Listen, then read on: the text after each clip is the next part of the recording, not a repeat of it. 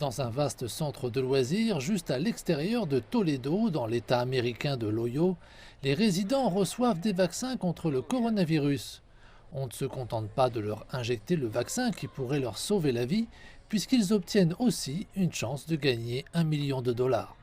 Quant à ceux âgés de 12 à 17 ans, c'est une bourse universitaire gratuite. Nous avons certes été témoins d'hésitation avant la campagne Vax-A-Million. Et puis, lorsque le gouverneur a annoncé la campagne Vax-A-Million, nous avons alors constaté une augmentation des vaccinations. Le programme de bourse d'études et de bourse universitaire de l'Ohio Vax-A-Million a déjà mis en avant 4 gagnants. Il reste encore 3 tirages à venir, à l'issue desquels 6 autres gagnants seront annoncés. Les données montrent une augmentation significative des Ohioens qui se sont inscrits pour le dernier tirage de l'État. Et depuis l'annonce de la loterie, le taux de vaccination de l'État a tendance à être supérieur à la moyenne américaine. La tactique consistant à utiliser une loterie pour inciter les résidents à se faire vacciner pourrait continuer à alimenter le débat pendant un certain temps. Son objectif principal est cependant de briser la barrière de l'hésitation et d'augmenter le taux de vaccination. Il semblerait que pour beaucoup sur ce site, au moins, la stratégie fonctionne. Je pense que les Ohioens sont de vrais joueurs, donc s'il y a un quelconque type de risque ou de récompense que nous pouvons en quelque sorte gagner alors que tout le monde y est favorable.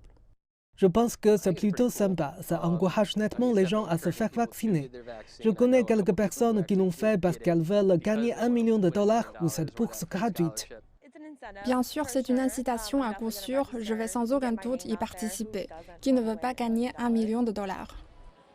Néanmoins, des hésitations persistantes suscitent des inquiétudes et ce qui peut être fait pour inciter le reste de la population à se faire vacciner.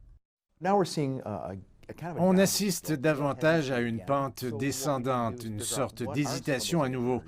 Donc ce que nous devons faire, c'est déterminer quels sont certains de ces obstacles et entrer dans ces zones ou peut-être dans la communauté que nous avons installée au coin de la rue.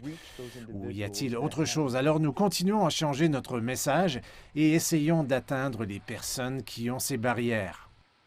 Cela pourrait signifier davantage de sites de vaccination mobiles comme celui-ci, bien que certains continuent de remettre en cause la méthode d'une loterie avec de nouveaux variants qui continuent d'émerger. Les enjeux de la lutte contre le coronavirus restent bien trop importants.